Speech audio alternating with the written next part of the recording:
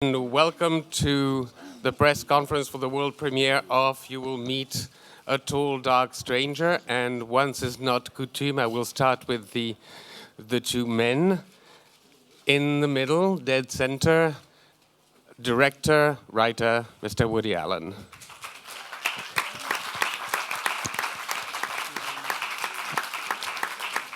Sitting next to him as the écrivain almost raté Roy, Mr. Josh Brolin. And three of the graces that appear in the film as Charmaine, Miss Lucy Punch, as Sally, Miss Naomi Watts, and as Helena, Miss Gemma Jones. And the first question goes here. Yes, good afternoon. Bruce Kirkland from the Toronto Sun, and a question for Woody Allen. It seems that the only happy people in this movie by the end are slightly crazy, and they are, of course, the future Mr. and Mrs. Wunsch, a lovely name, and they're the ones who don't believe that you may even need happiness in the present life. So everyone else seems to be left miserable, and I'm curious if if you are being playful with this, or if this is a serious comic commentary on what life looks to you at this point. This is my perspective, and has always been my perspective on life. I have a very grim, pessimistic view of it. I always have since I was a little boy. It hasn't gotten worse with age or anything. I do feel that it's a grim, painful, nightmarish, meaningless experience, and that the only way that you can be happy is if you tell yourself some lies and deceive yourself. And I'm not the first person to say this, or the most articulate person on it. It was said by Nietzsche, it was said by Freud, it was said by Eugene O'Neill.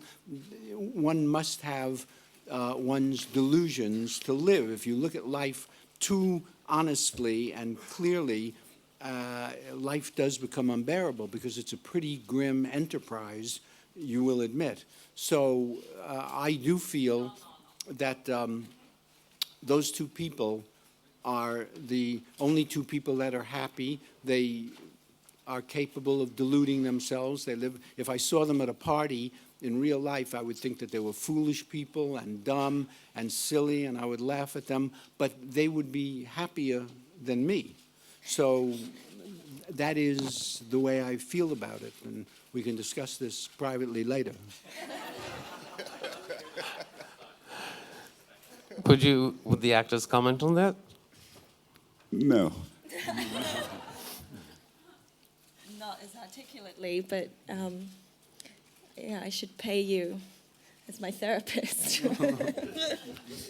I thought that Woody was synonymous with Nietzsche and Freud and Eugene O'Neill. I mean, what's great about him is he's honest about his perspective, and he's constantly putting together people to create a new chemistry in his films, and it becomes very familial, almost unbearingly so.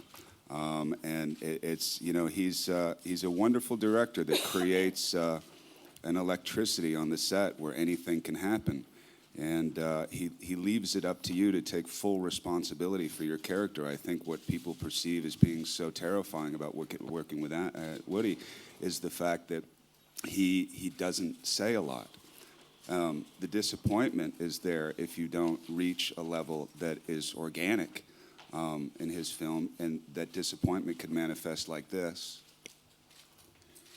which is really unnerving. You'd rather have somebody screaming at you. It's much easier and much more familiar. But you do feel like you have to live up to something that is very organic, but yet it's very Woody. It's always very Woody. But they do. The trick in directing these films is to be a good hirer. If you hire, Gemma and Lucy and Josh and Naomi and Anthony Hopkins and Antonio Banderas, you can't go that wrong. You're hiring these wonderful international actors, these very talented. And so how wrong can you go? How much direction do you have to give these people? Hardly anything ever at all. So if you hire the right people, you can give them the responsibility and then keep your mouth shut and get your paycheck.